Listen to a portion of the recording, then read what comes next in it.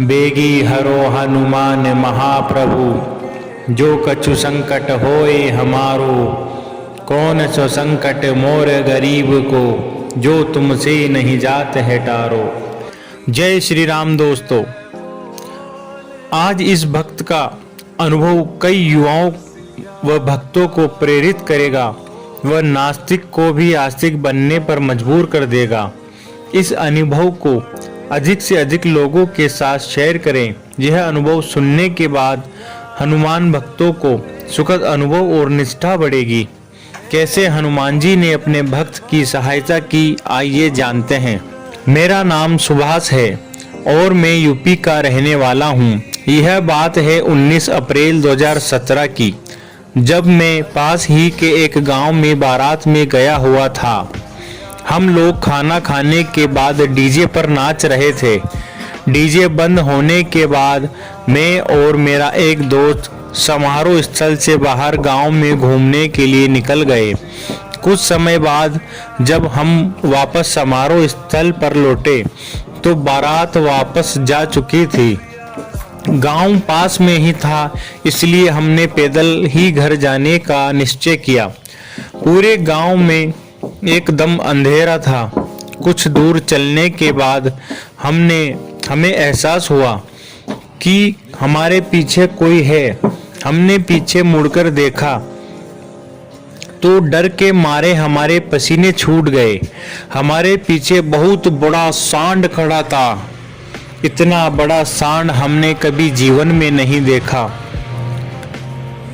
वह हमें मारने के लिए हमारे पीछे दौड़ा। हम दोनों भी वहां से दौड़ पड़े। हमने पीछे मुड़कर देखा तो हमारे पीछे कोई नहीं था।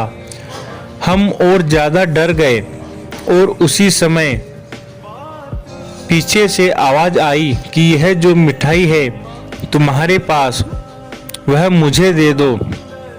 बारात के खाने में से कुछ मिठाई हम एक पॉलीथीन में डाल ली थी। हम डर के मारे मिठाई वहीं डाल दी और वहां से भागने लगे। डर के मारे हमारे मुंह से हनुमान चालीसा निकल पड़ा। हम हनुमान जी को याद करने लगे।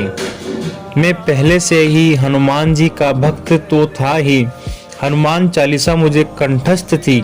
मैं हनुमान चालीसा पढ़ने लगा। हनुमान चालीसा बोलते हुए हम भागते जा रहे थे। कुछ ही देर में हमने देखा कि एक बाइक हमारी ओर आ रही है।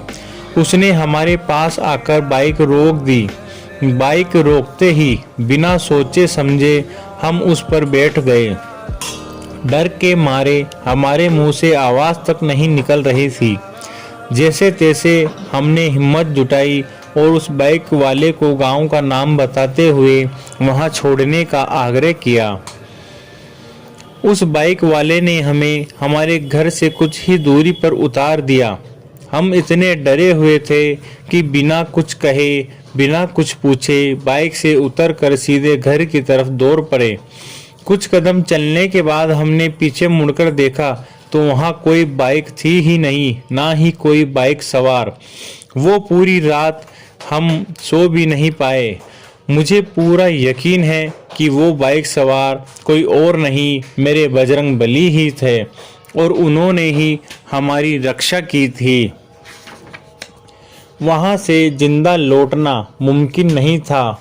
तो दोस्तों, ऐसे ही है हमारे बजरंग बली, जो सच्चे मन से उनकी सेवा पूजा करता है, उन्हें याद करता है, वो भक्तों की रक्षा करने जरूर